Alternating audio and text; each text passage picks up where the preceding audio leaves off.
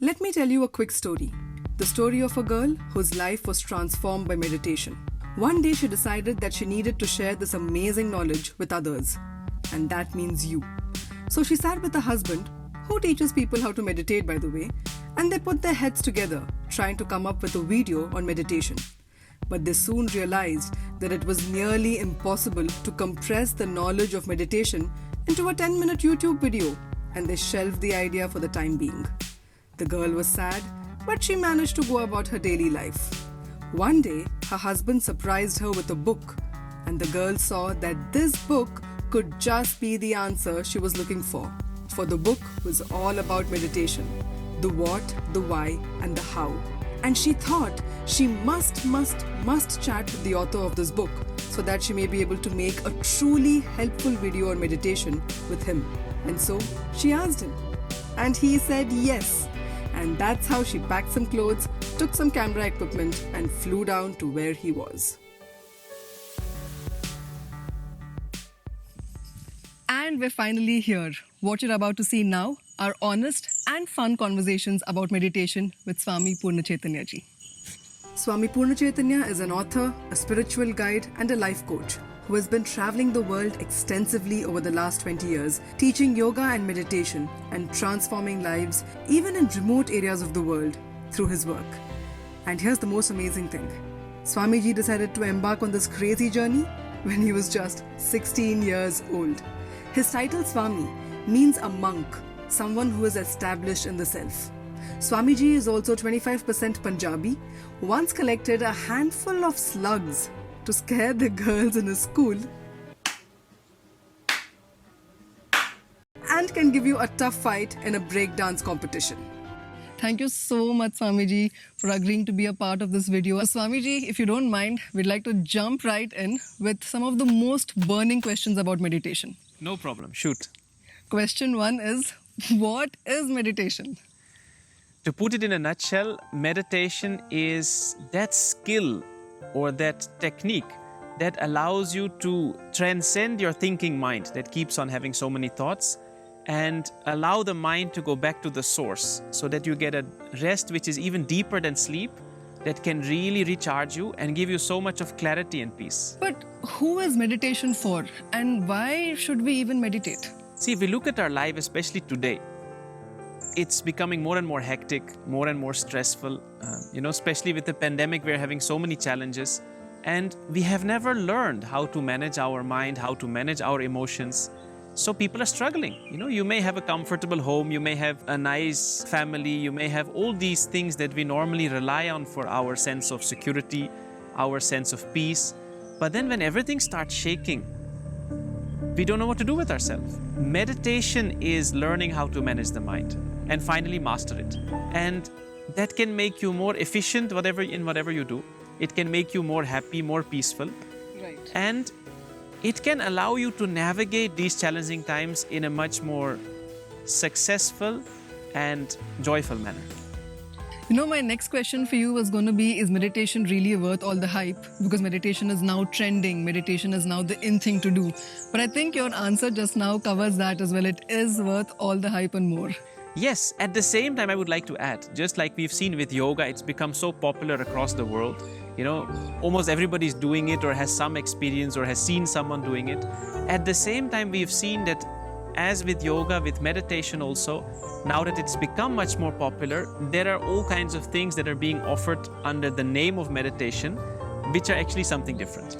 So we can see everything from 2-minute meditation apps, which really doesn't work, because you listening to some flute music for 2 minutes is nothing close to what meditation can give you. And it just gives you an illusion that you think, oh, I have meditated.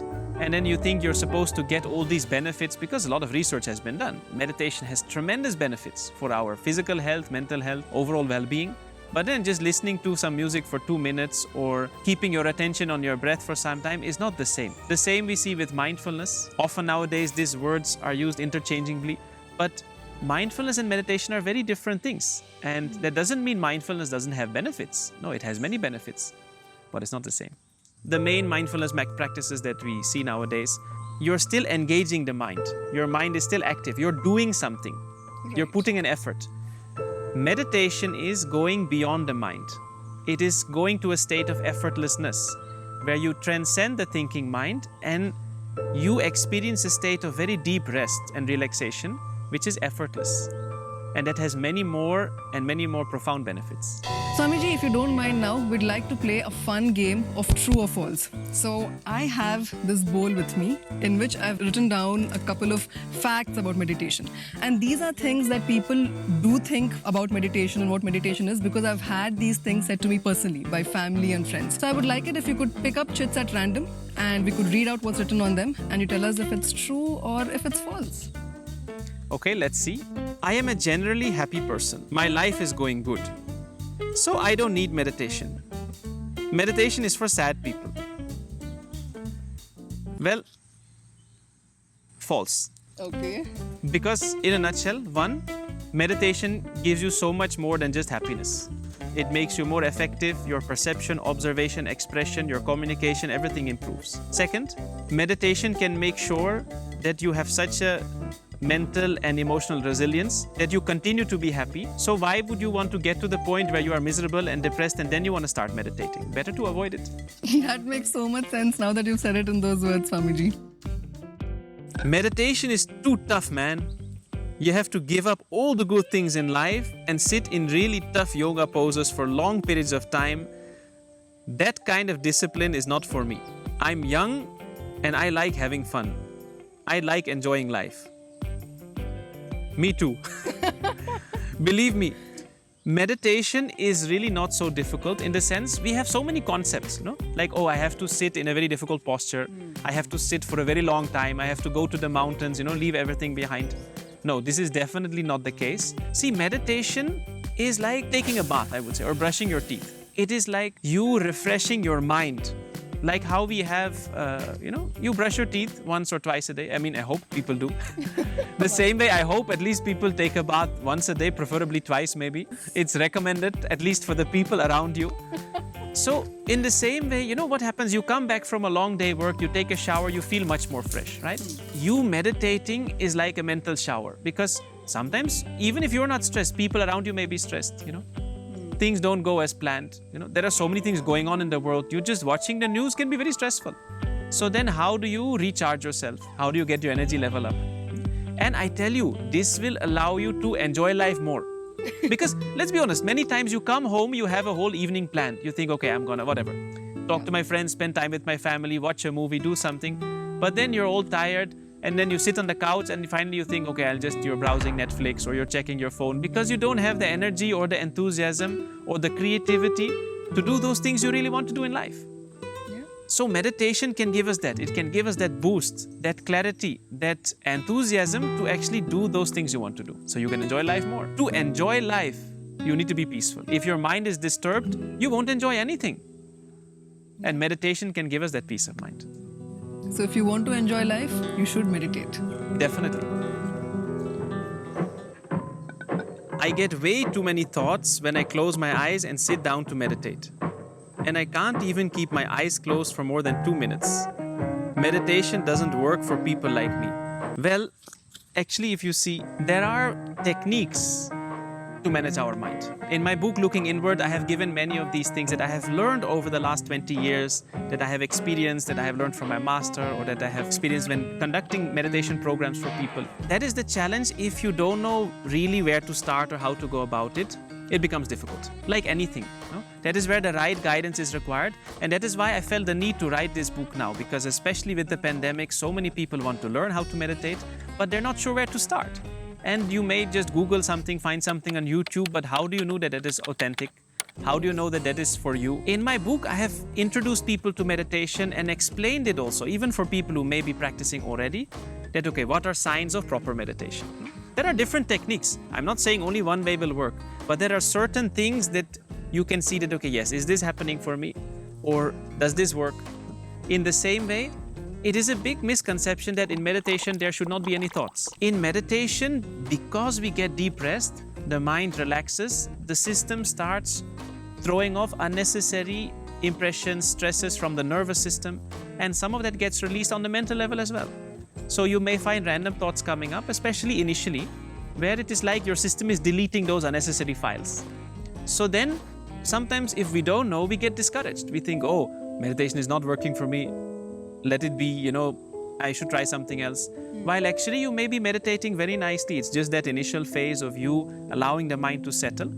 So I would encourage everyone to read the book and explore, to find out, because many of these things can give a lot of clarity and will really help you to be more committed with your meditation practice, and also know that, yes, I'm on the right path.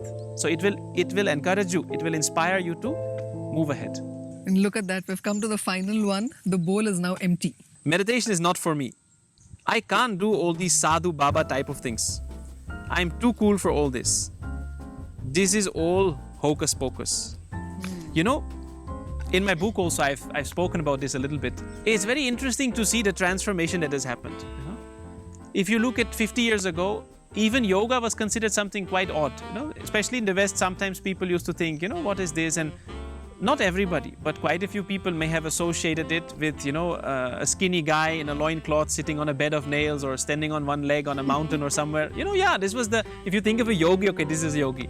Now, if you see many of the icons, the most successful or well-known teachers of yoga, especially in the West, if you see, are now skinny women in a bikini standing on one leg or on a nice beach. The same if you see with meditation, we have the most successful people in different fields, whether they be in the corporate field, whether they may be in the entertainment industry, like we have movie actors, artists, we have people who are social figures, and they're meditating, and they're saying that this is what has helped me. If we look at Nelson Mandela's struggle, to get rid of the apartheid in South Africa, he has written that he used to meditate, because where do you get the strength? We look at Mahatma Gandhi, who was in India such an icon, for the whole world. And where did his strength come from? From this knowledge and meditation, these practices. So we need to understand that you don't have to be a yogi or sit on a bed of nails to meditate. Rather, I would say that meditation is something that should be a part of everyone's life nowadays. It is no longer a luxury, it is a necessity. Let's be honest. If you exercise, if you want to build your body, you can only exercise for so long at one stretch, right? You cannot exercise 24/7. Your muscles will break and it will not grow. The same way they say for certain exercise, you need to keep 1 day rest in between, let the body recover, then you get the maximum result. In the same way, unless we have deep rest, you cannot be really dynamic. If you want to really have a lot of performance, you need to also recharge your batteries. Wow. In the same way, meditation is that recharge that you give yourself to be more dynamic, to be more effective. There is a saying I heard once that it's attributed to Mahatma Gandhi ji, where it said someone once asked him that, about meditation. And he said, normally every day I meditate for 1 hour. But when I'm really busy, when I have a lot of important things to do, I meditate for 2 hours. Wow. And it covers this principle so beautifully, because if you need to do more, that is when you need to be more effective. That is when you need to be more efficient. That's when you need to be more sharp and more energetic. Meditation is not for people who don't have anything to do. It's not for lazy people. Meditation is more needed, more essential for those people who are really busy, who have a lot of responsibilities, who want to be successful and do a good job. On that note, Swamiji, for someone who wants to begin their meditation practice right now, what are the 3 pieces of advice that you would give to them? First, I would say, read my book. Yes. Not because it's a wonderful book, but because when you start something new, you're not an expert yet. You may not even have any experience. So how do you know that you're on the right track? So as we discussed, there are so many things available under the name of meditation that may not be really meditation. It may be mindfulness, it may be some other exercise, and you would miss out on the benefits. So finding a proper teacher, or at least having an idea that what my meditation is about, what are some of the signs that I am meditating, or that this is a proper practice, will really help you. Otherwise, you may spend a lot of time doing something that may not give you those results you were looking for. Don't be in a hurry. Because the more you are in a hurry, the more you are looking for immediate results, the bigger the chance that you will get disappointed and you will say, oh, this is not for me. Of course, now we are living in a fast food society. We are used to getting everything instantly, on demand. You want to watch a movie, you can stream it. You want to get some music, you can download it right away. But for any practice to be firmly established, to really get a result, it takes some time. Whether it is going to the gym, learning how to play guitar, or meditating. So not being too hard on yourself and not being too eager to have results immediately will really help you to sustain your practice and keep up your enthusiasm. Don't just meditate to get a specific result, benefit, that you say, okay, I'm feeling depressed, I want to start meditating, because then the moment you feel happy and good again, you may stop the practice. You say, okay, it did its job, while meditation has so much more to offer. So there are so many benefits, and beyond that, it will allow you to get in touch with yourself. Okay, who am I really? Why am I here? What do I really want in life? Getting a clarity, getting a purpose is what meditation can give you. I'll leave a link in the description where you can purchase Looking Inward from. I love how it is priced, Swamiji. I mentioned this before also. It is under 300 rupees, which makes it so accessible to so many people. All over the world, it's available in the Kindle version. Next year onwards, there will be hard copies as well available in different countries of the world. In India, of course, you can buy the hard copy wherever you are. If you want to see more of Swamiji, you want to see more of the work that he's doing, you want to connect with Swamiji, I will leave all of the social media platform links down below in the description. Make sure to go and check it out. And also Swamiji's website, which is very beautiful. You can go and check that out as well.